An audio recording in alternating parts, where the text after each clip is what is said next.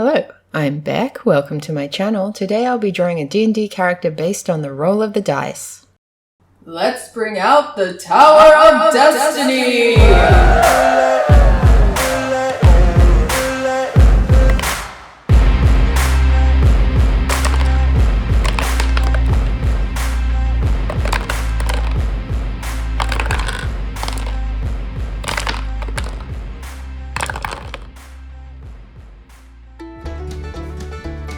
So, normally I record these pretty far in advance, but I had surgery 3 weeks ago and didn't do any drawing during the recovery time, even though I could have, and I fully intended to. I completely out of nowhere didn't, and instead I played The Sims the whole time when I wasn't asleep.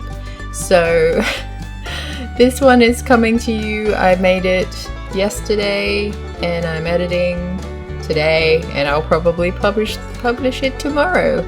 And for those of you in the know with the Sims universe, their most recent expansion is the Sims Horse Ranch expansion. It's very Utah vibes. It's got they already had a farm expansion that had chickens and cows and goats, I think? No, not goats. They had goats in this one. Mini goats and mini sheep, which are basically just babies, but you can shear them and you can milk them, which you absolutely should not do to a baby goat or sheep. That's weird. But I've gone off on a tangent. Anyway, when I rolled the Centaur Druid, all I had on my mind was ranching, and so I decided to make her one with the animals, Circle of Shepherd, I believe it's called, where most druids are very in touch with animals and can turn into animals, but these ones have a deeper connection. I think they can actually communicate with animals without casting any kind of spell. It doesn't necessarily mean the animals will just instantly befriend them, but they have a communication ability. So with that in mind, I decided to give her a little fox baby in her arms, looking all adorable.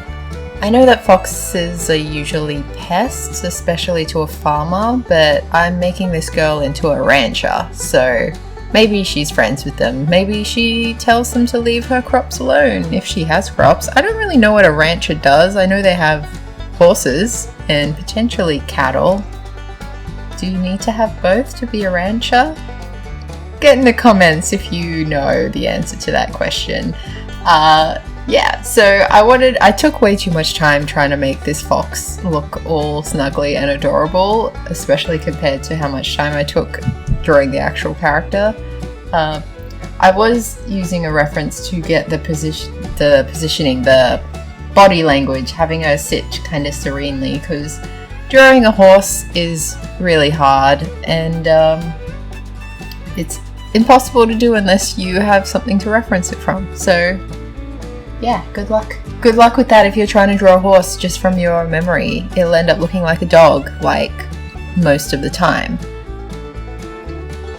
Also, it's actually very hard to draw a cowboy hat or whatever. I don't know what they're actually called. Are they akubras, or is that just like an Australian's hat? I don't know enough about hats, I guess, but they are notoriously difficult to draw as well, and I feel like I did an okay job. I didn't use a reference for that. I was just like, hat goes on head, all the details can suck it. That's my process. You can use it if you like. I wanted to still show her face, so I basically gave the hat a bit of a dip to show where her face was. Otherwise it would have obscured her eyes, which are one of my favorite parts of drawing the people, drawing the faces. Yeah, I think proper artists aren't too worried about drawing in things and then covering up something that they're potentially proud of underneath, but I usually will renegotiate my drawing to be like, no, I like her face. The hat can work around the face, not the face will be obscured by the hat. Deal with it.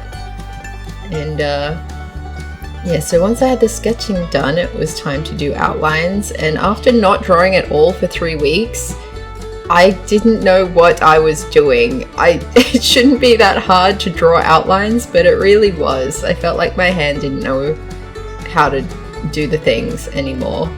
I think it came out okay, but God, it was a process.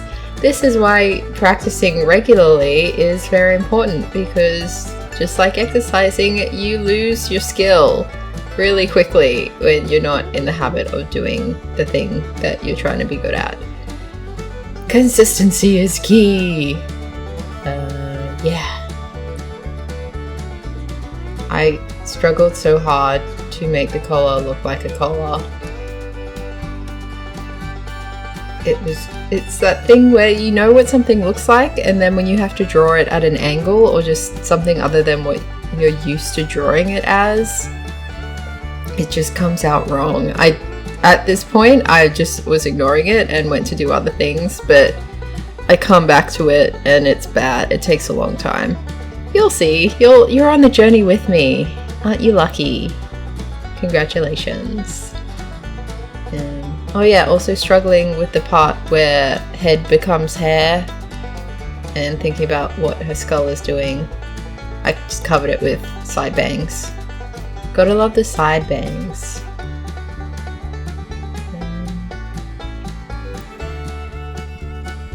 Now we're doing the little fox paws, and I decided that I wanted those were meant to be the back paws, and I realized I hadn't drawn the front paws in, so it wasn't very obvious that those are the back paws of the sleepy fox.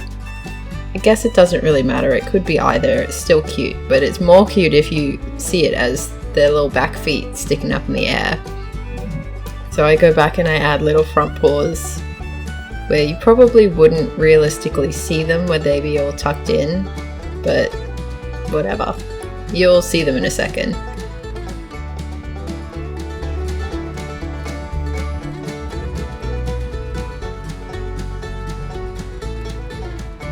There they are. Look how cute with the little paws. I don't know what that voice is, I'm sorry. And now we do hat details. Detailing the hat.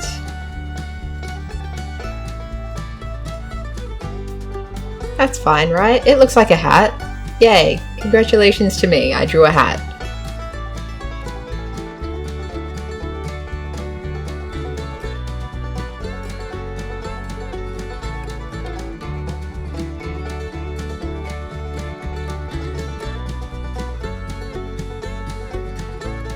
So, looking at stats, we have strength as a +2. She's pretty strong and unsurprising. She works on a ranch, so she would need to use her physical abilities pretty regularly.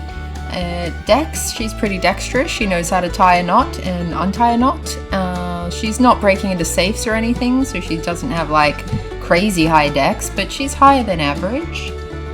Constitution, she's got a +1, so again higher than average. She can probably take a couple of knocks.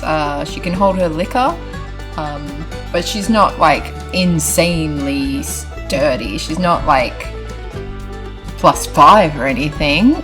She's not a barbarian, but she can hold her own. Intelligence wise, I don't know if she'd necessarily have that +1 from book smarts, as just her she's just like a very logical person. She's used to observing what's going on and using analytical ability and memory to reason things out logically. Wisdom, she's very wise, got the +2. She communes with animals, so she's very empathetic, good at seeing the world from different perspectives, which of course makes you a lot more wise than if you only see things from your own perspective. But then charisma is just 0, just like just standard average charisma. She probably doesn't do a lot of social things. She probably doesn't interact with a lot of people very often. Probably most of her friends are animals. She might not even have many other people or any other people on the ranch with her most of the time. So that's how I'm justifying the ability scores that she has. What is her name? I'm going to call her Poppy because my cat Poppy is bothering me right now by jumping on the table and making a mess. But I love her, so I let her do it. She walks all over me. Anyway, Poppy, the Centaur Druid, is coming together pretty well so far. I'm just blocking in the colours at the moment, particularly for the fox. I could only really remember that sort of bright orange of the fox. I knew there was white involved and I couldn't remember exactly where it was, so I just block in the colors and come back in a little bit and then use a Google image to basically copying the colors of what a fox looks like normally. And obviously I'm using a very warm color palette to that's what I feel, that's what I think about when I think of like a ranch, sort of dusty farm area. And here we go, the little dark feet on the fox, little white tummy. And I thought foxes had more white on their tails, but the photo that I found had the sort of matching brown feet and tail, so I used that as my reference. There's probably lots of different colors that a fox can come in. I haven't really seen a lot of foxes in my life. But then focusing more on the details of my character Poppy, making her arm look a little bit more like an arm, giving the shirt that nice plaid look.